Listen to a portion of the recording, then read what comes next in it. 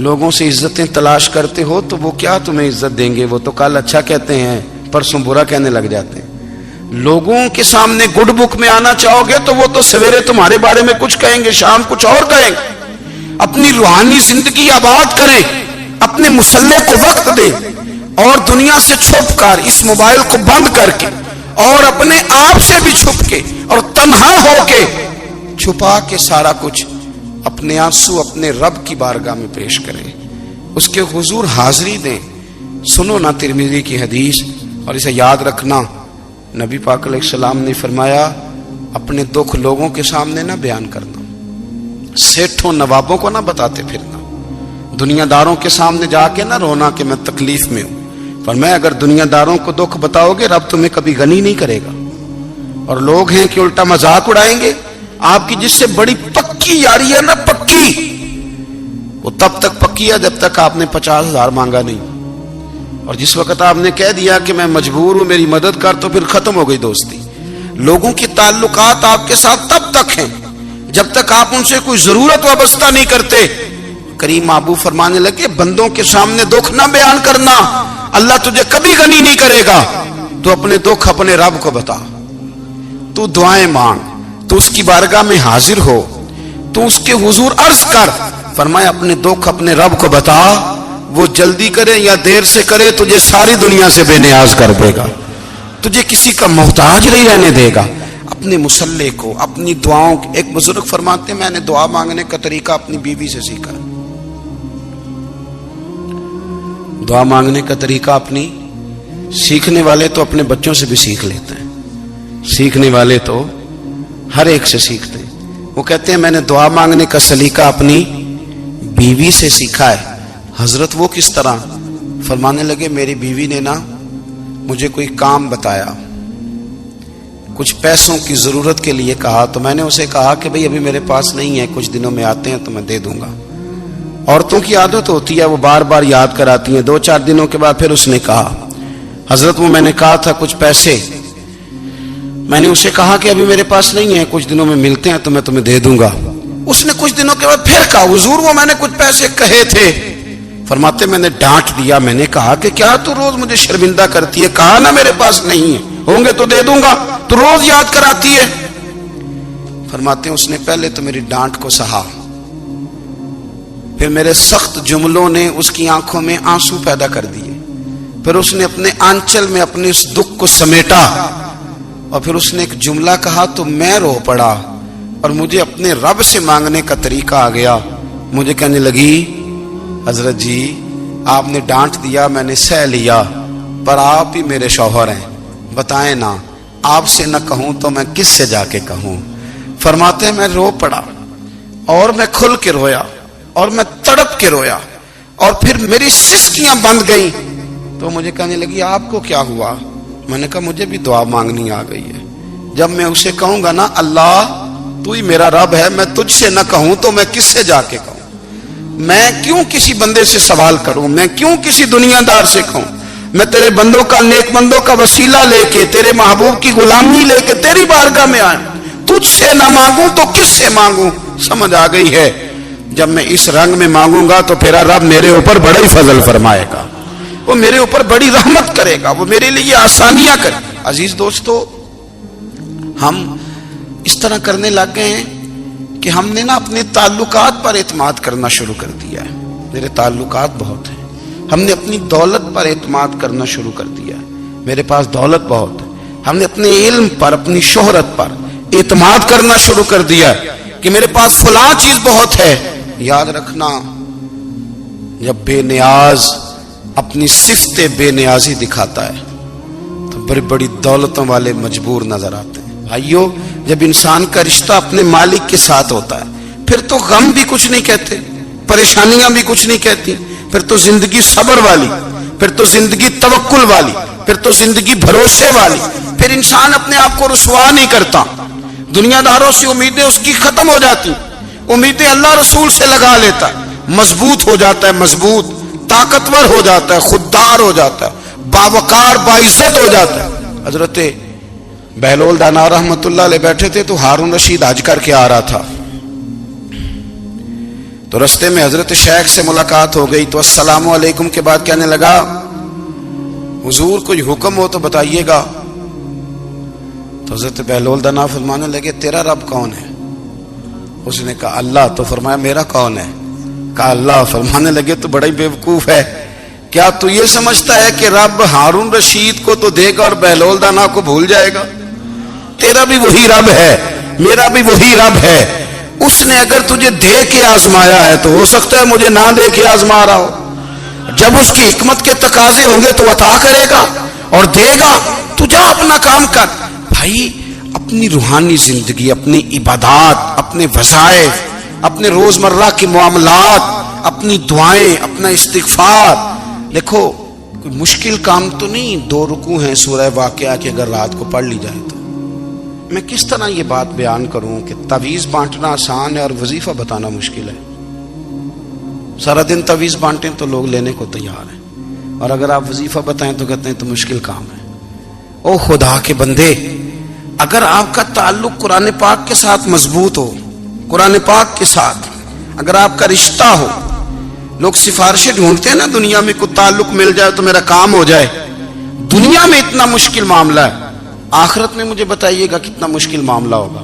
میرے نبی پاک صلی اللہ تعالی علیہ وسلم نے فرمایا جو لوگ سورہ ملک پڑھا کرتے تھے نا، سورہ ملک، یہ سورت ملک قیامت میں ان کی سفارش کرے گی اور اس طرح کرے گی کہ کہے گی اے اللہ یہاں اس بندے کو جنت میں داخل کر دے یا مجھے قرآن پاک سے علیحدہ کر دے.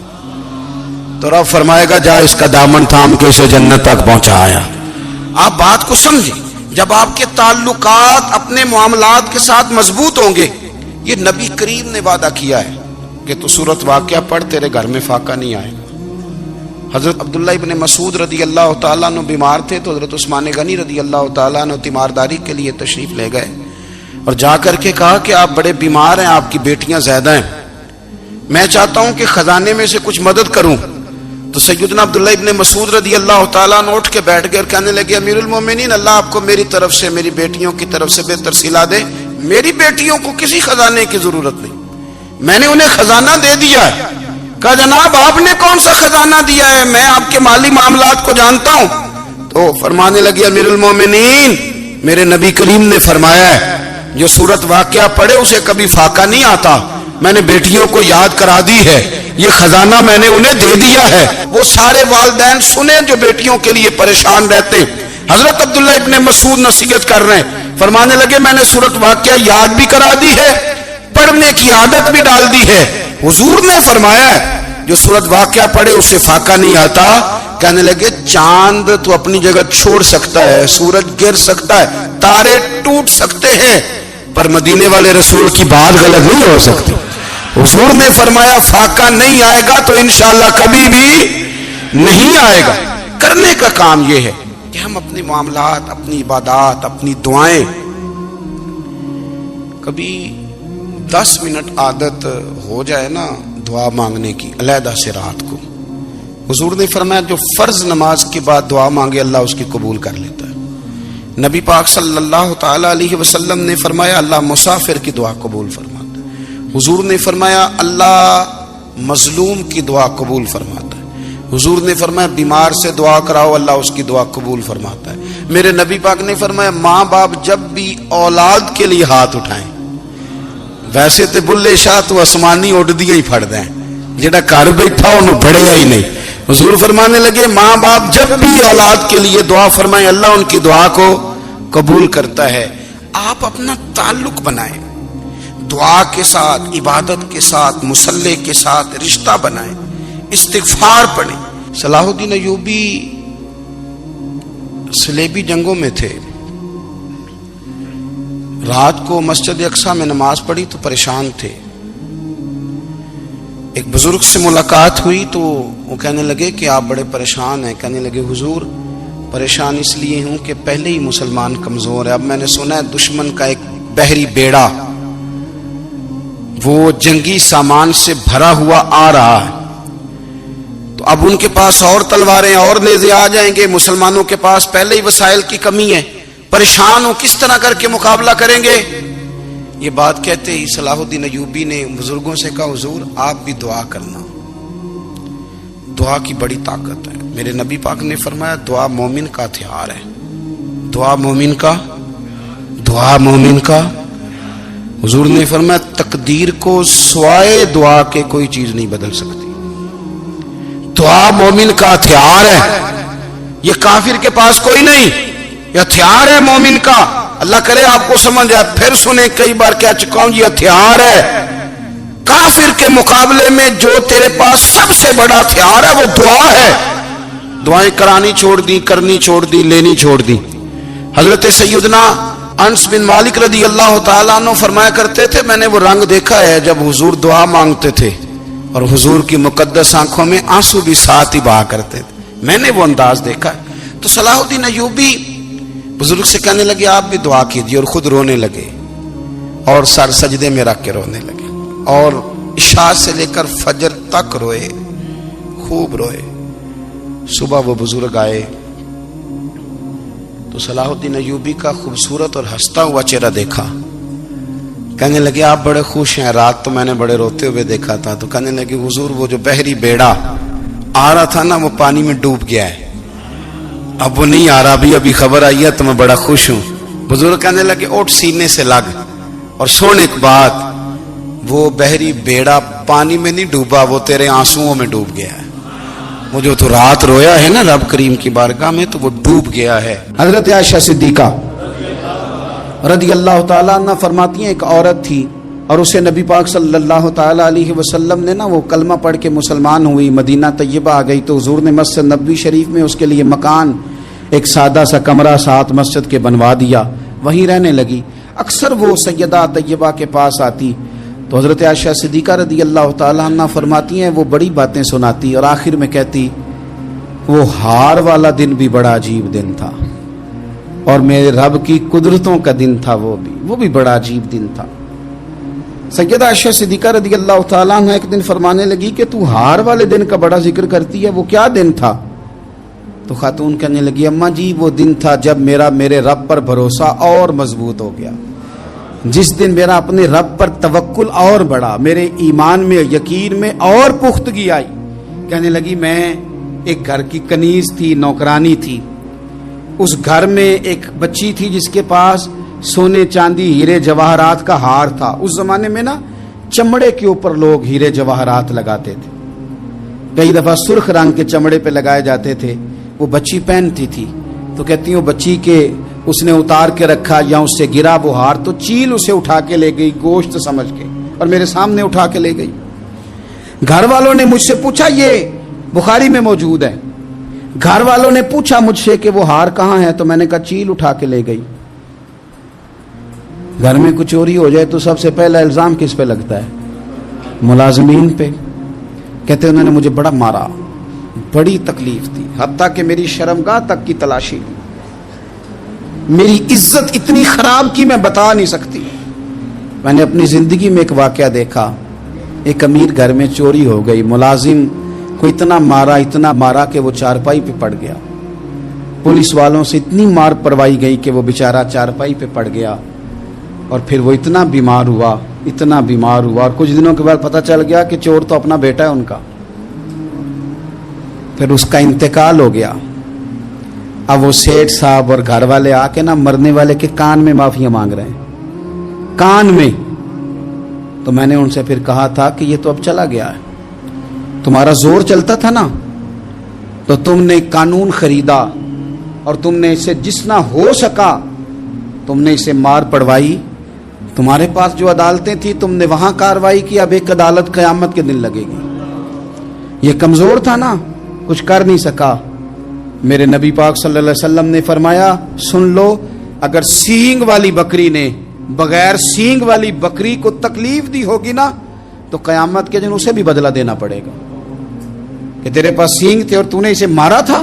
وہ خاتون عرض کرتی ہے سیدہ عائشہ کی خدمت میں کہ مجھے بڑا مارا، مجھے تکلیف دی. میں کہہ رہی تھی کہ میرے سامنے چیل لے گئی ہے پر وہ نہیں مان رہے تھے. اماں جی انہوں نے مجھے بڑا مارا. حضرت عائشہ صدیقہ کہتی ہیں پھر کیا ہوا؟ کہنے لگی اماں جی جب کوئی میرا مددگار نہ رہا، مجھے تکلیف دے رہے تھے، رسوا کر رہے تھے، تو میں نے اپنے رب سے مدد چاہی، میرے رب کی طرف میں نے توجہ کی. میں نے کہا مالک اب تو ہی میرا مددگار ہے. कहती है वो मुझे मार रहे थे तो वो चील जो हार ले गई थी वही लेके वापस आ गई, और हमारे सरों के करीब ला के उसने जब उस हार को फेंका, वो मुझे छोड़ के साइड पे हुए, वो मेरी बेगुनाही जान गए। लेकिन आपको बताऊं, उस दिन से मेरा अपने रब पर यकीन और बढ़ गया।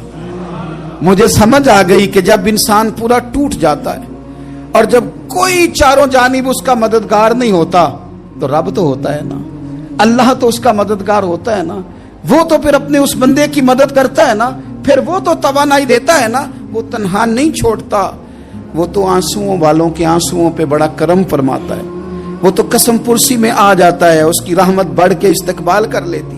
ओ मेरी मिल्लत के जवानों, मजा नहीं आ जाता जब सारी दुनिया सोई हो, सारी दुनिया, और बिस्तर भी गर्म हो और नींद भी पूरा गलबा कर रही हो, और अचानक घंटी बजे दिमाग में, आंख खुले, घड़ी पे नजर पड़े, 3:30-4 बजे का पैगाम घड़ी बताए, और कोई चढ़ती जवानी वाला उठ के वुजू करे, और जब वो मुसल्ला खोल के बिछाए तो मदीने वाले महबूब कहते हैं कि हर नमाज पे रब सवाब देता है, और जो उठ के तहज्जुद की नमाज पढ़े उसे देख के तो रब मुस्कुराता है, जो उसकी शान के लायक है, जो उसकी शान के लायक, वो मुस्कुराता है, खुश होता है कि मेरा बंदा तहज्जुद में उठ गया, वो मुस्कुराता है।